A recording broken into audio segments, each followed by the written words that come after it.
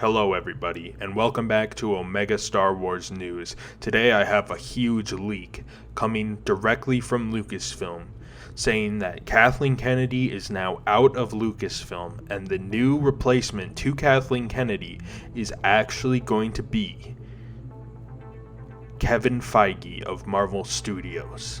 That's right, and who's replacing Kevin Feige is actually none other than Jon Favreau, who you may know as working on The Mandalorian. Now, they're going to keep Jon Favreau on The Mandalorian, but moving Jon Favreau to Marvel Studios makes a ton of sense.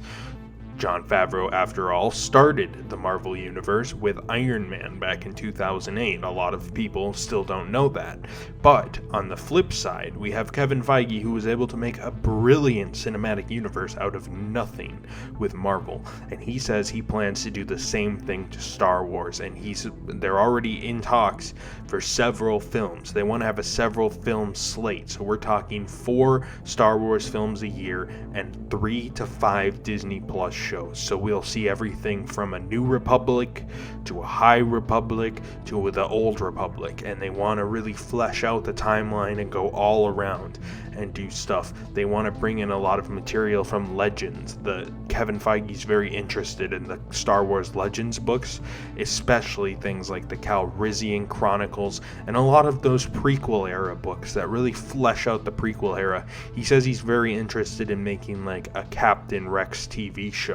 And what he wants to do too is he wants to actually make a new Feige cut, as they might say, of Star Wars 7, 8, and 9. He says he likes the characters of Rey, he likes Kylo Ren, he likes Finn, he likes Poe, he likes Maz Kanata, he likes BB-8.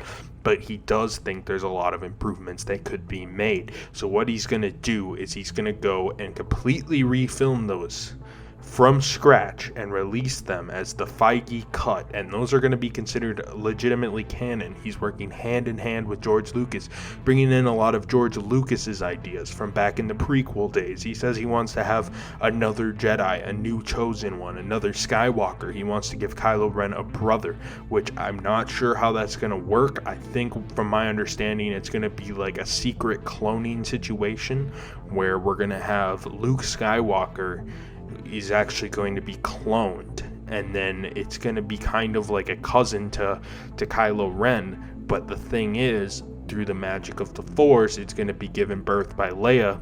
Of course, they see this as kind of an abomination in the Force. They're going to send it off, and that is actually going to be Snoke. But that's just the rumors for right now. We don't know for sure. And basically what Kevin Feige is going to do is he's going to undo all the wrongs that Kathleen Kennedy has done. And from my understanding, she's basically blacklisted from Hollywood. She won't be able to get a job at Asylum Pictures. So basically, we have a fantastic opportunity coming up with Kevin Feige taking over for Kathleen Kennedy. Jon Favreau's taking over for Kevin Feige, and of course we're going to see a lot of great stuff going forward with Disney. And Disney wants to take a more hands-off approach, make it less for the money and more for the art. So what they're going to do is they see what they've done with The Mandalorian, and they'll say, you know, we can make 4 shows a year, we can make 4 movies a year, and we'll just put those in the hands of the artists. And basically what they want to do is create a new renaissance. Kids will start buying the toys again.